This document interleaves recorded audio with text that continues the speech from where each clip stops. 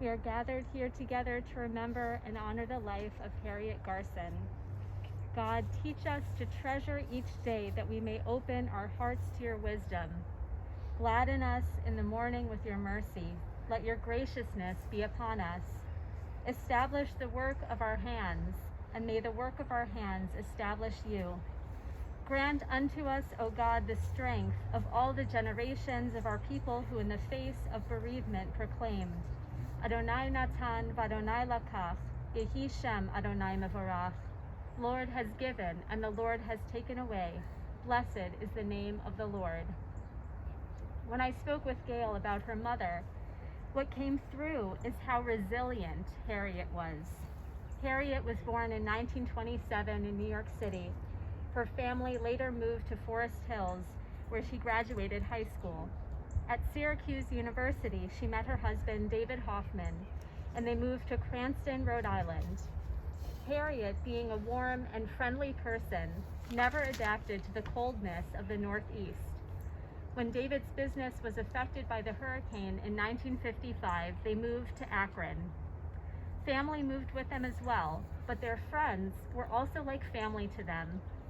Harriet and David, with their children, moved to apartments across the street from the old Bethel building, and Gail remembers walking to shul. Harriet felt welcomed in Akron and loved it here. She was active in sisterhood, did gift wrapping at the mall, and often played canasta, mahjong, golf, and was even in a bowling league. Harriet was very social, and Gail remembers growing up in a house that always had friends over, and where friends were treated like family. Harriet was also a lifelong Democrat.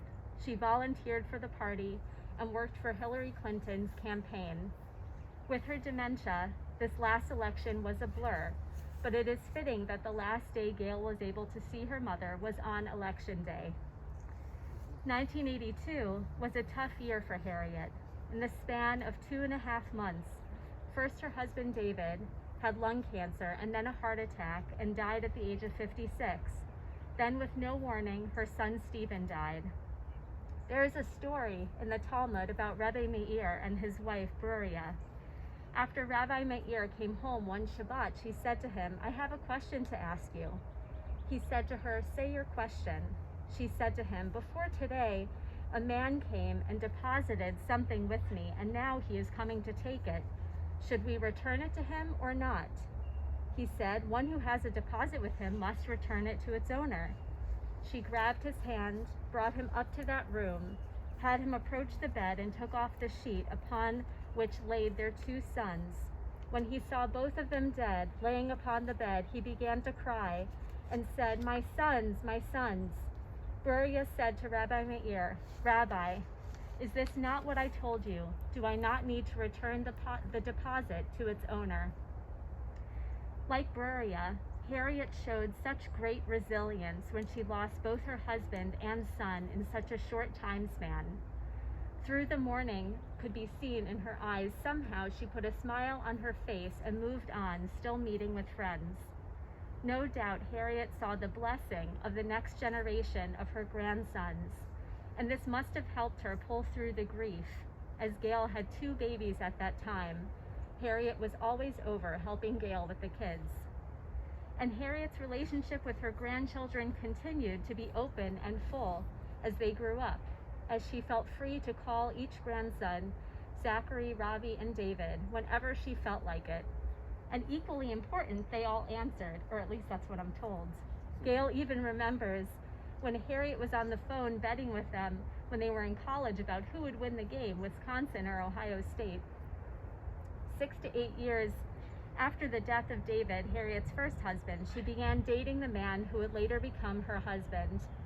Harriet and Harold Garson got married when she was 64 years old.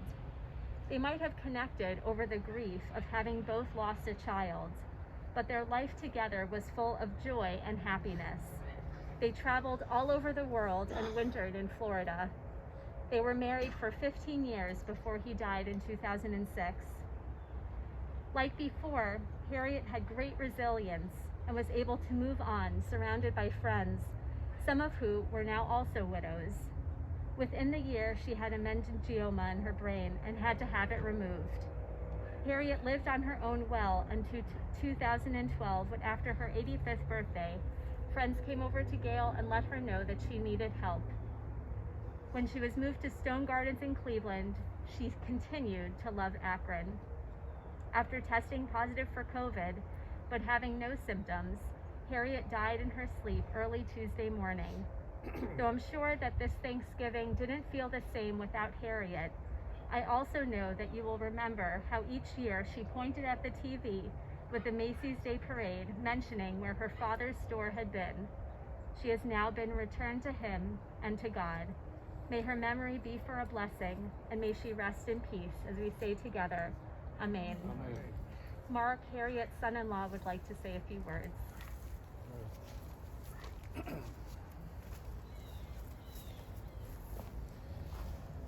Well, very nice speech, and I think that I'm going to duplicate it a little bit, but that's how Harriet was. She was one way, and we all knew her that way.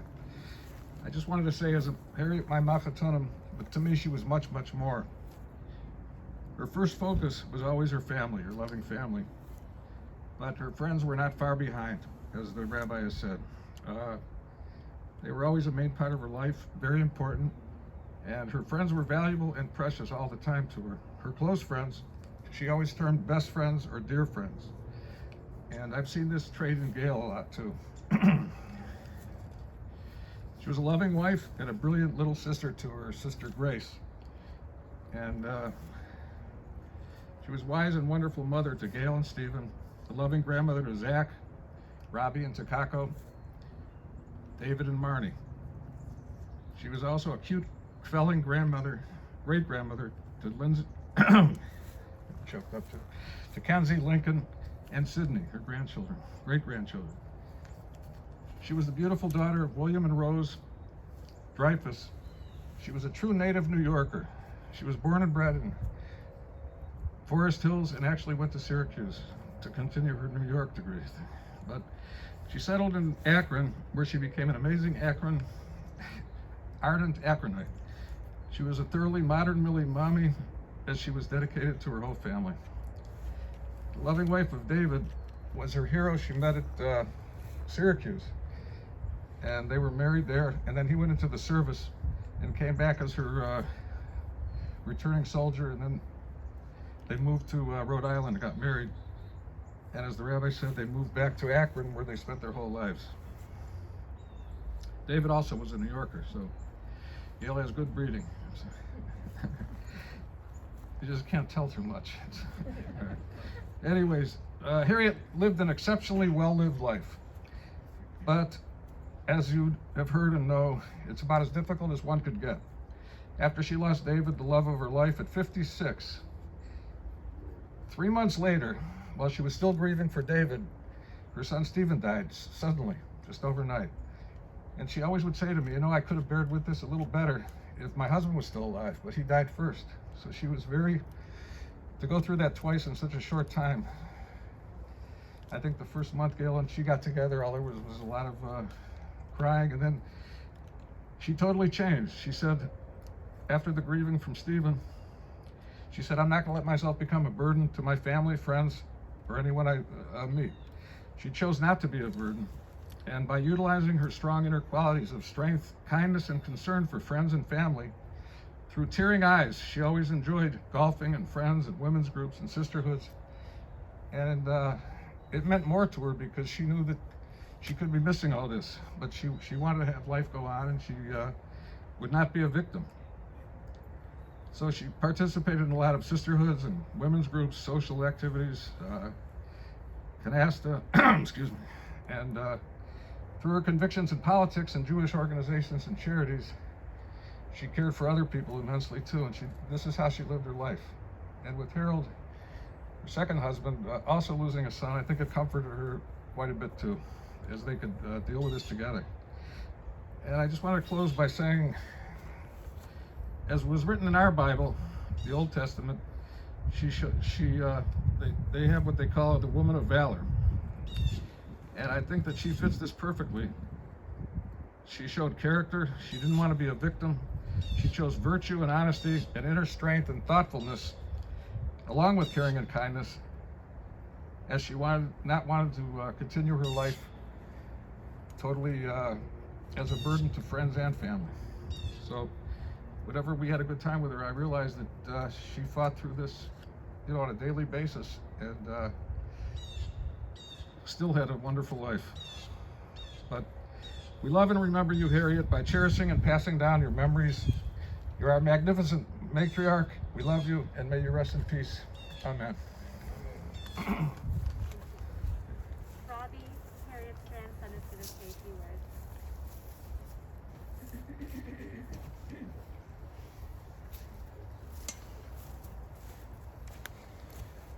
So I'm speaking for myself and for my two brothers, and we just were so lucky and fortunate to have Harriet as our grandmother.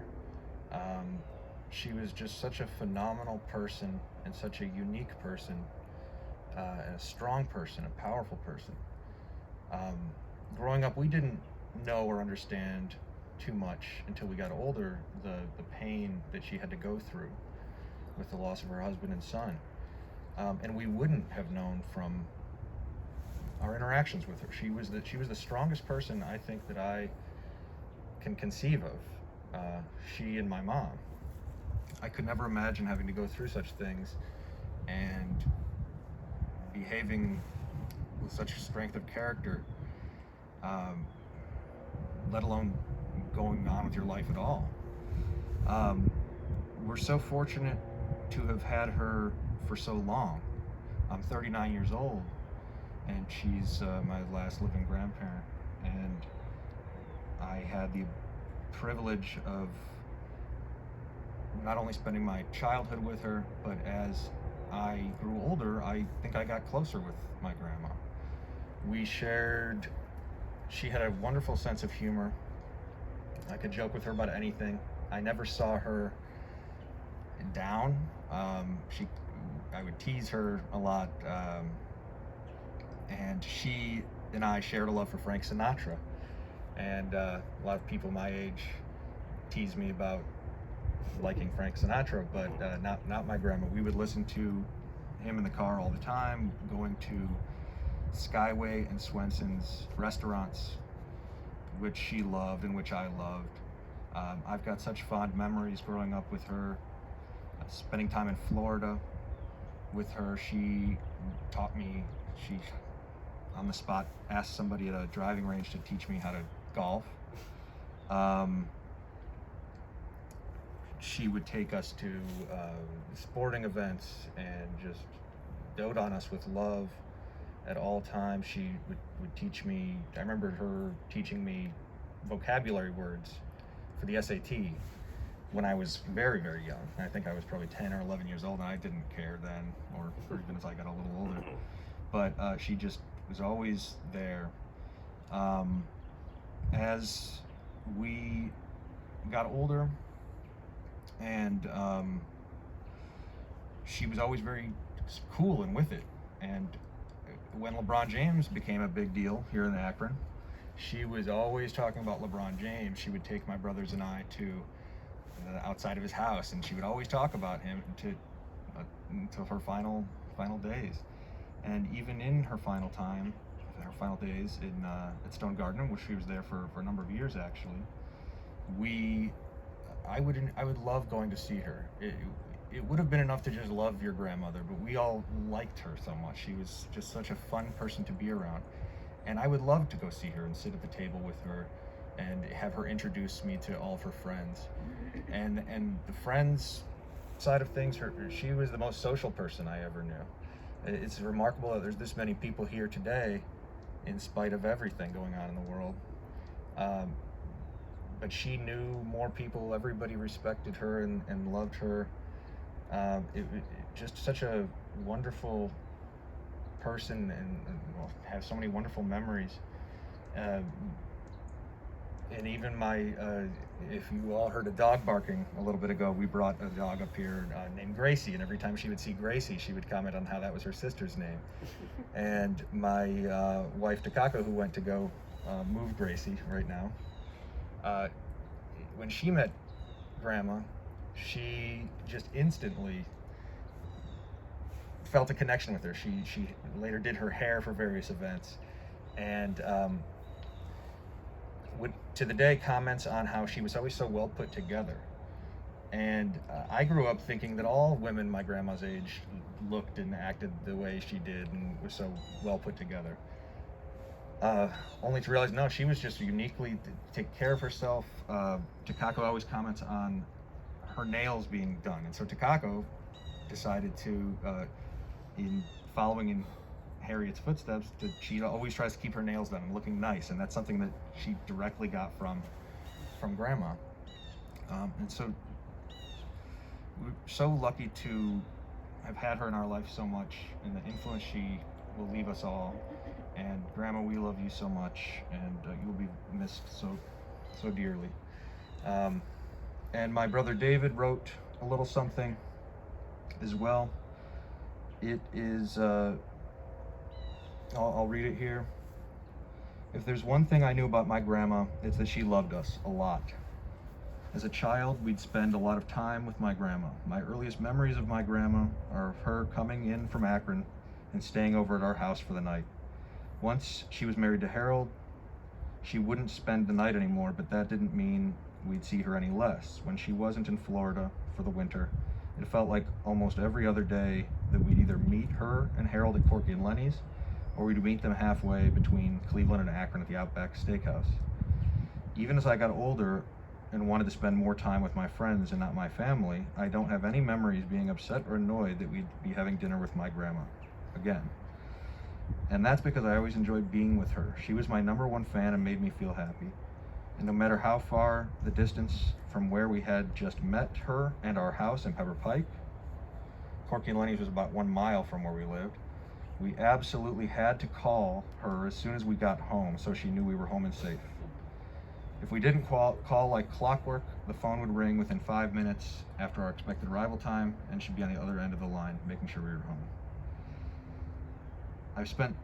I have so many memories visiting my grandma in Florida. I vividly remember landing in the airport, walking off the plane, and my grandma would be the first person waiting there as we walked off the plane. She would tell me she'd been waiting for hours just so she could be the first face we saw when we landed. Like I said, she loved us a lot. In Florida, we'd go to the pool, to the beach, out to lunch and dinner, and do so much more. But my special time with my grandma was at the mall. For 3 grandchildren, I was the only one interested in shopping, so I was the only one who went, and my grandma loved to take just me and treat me to something special. I didn't even know about this. She loved my brothers and I so much, and let us know that every time we saw her or spoke to her. I feel so lucky to have had her in my life for 36 years, and for my kids, her great-grandchildren, Lincoln and Mackenzie, to have met her, know her, and have beautiful, happy pictures with her, just like my brothers and I do. I will miss her and think of her often. She was a very special person who helped shape me. Goodbye, Grandma, I love you. Thank you. Thank you for sharing those words. Psalm 23, a Psalm of David. God is my shepherd, I shall not want. God makes me lie down in green pastures. God leads me beside still waters to restore my soul. God leads me in paths of righteousness for the sake of God's name. Though I walk through the valley of the shadow of death, I shall fear no evil, for you are with me. Your rod and your staff, they comfort me. You set a table before me in the presence of my enemies. You anoint my head with oil, my cup overflows. Truly, goodness and mercy will follow me all the days of my life, and I will dwell in the house of the Lord forever. The El Malay Rachamim prayer. El Malei Rachamim, Shachan B'Meromim, Hametzei Menucha Nechona Tachat Kanfei HaShechina, B'malot Kedoshim V'Torim Kezohar Ki Amazhirim, Et Nishmat Chana Bat Rachel V'Zelva, Shel Halcha Le'olama, B'Gan Eden Tehei Menuchata, Ana Baal Harachamim, Hasireha V'Seter Knafecha Le'olamim, Utzror B'Tzror Chayim Et Nishmata, Adonai Hu Nachalata, V'Tanuach B'Shalom HaMishkava, V'Nomar Amen. God, full of compassion, who dwells on high, grant peace beneath the shelter of your presence to this beloved soul. Let Harriet Garson, known in Israel as Chana Bat Rachel V'Zelva, rest in the heights of the holy and pure who shine with the splendor of the heavens. May she rest in the Garden of Eden. Please, source of mercy, guard her beneath the protection of your wings for all eternity. Bind her soul in the bonds of life. You are her inheritance. May she rest in peace. And let us say together, Amen.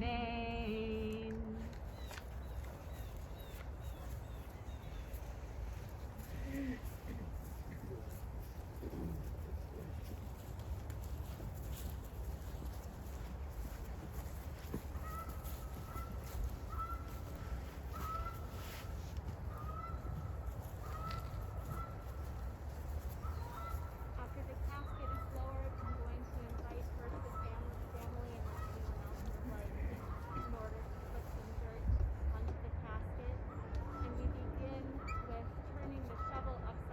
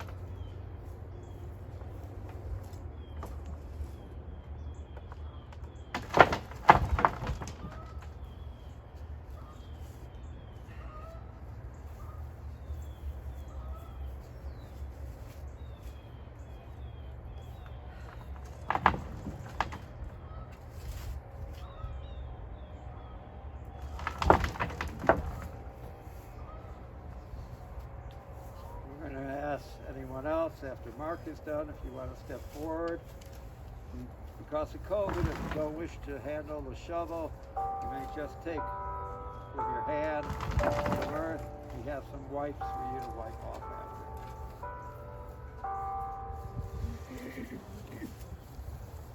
after. You done, buddy?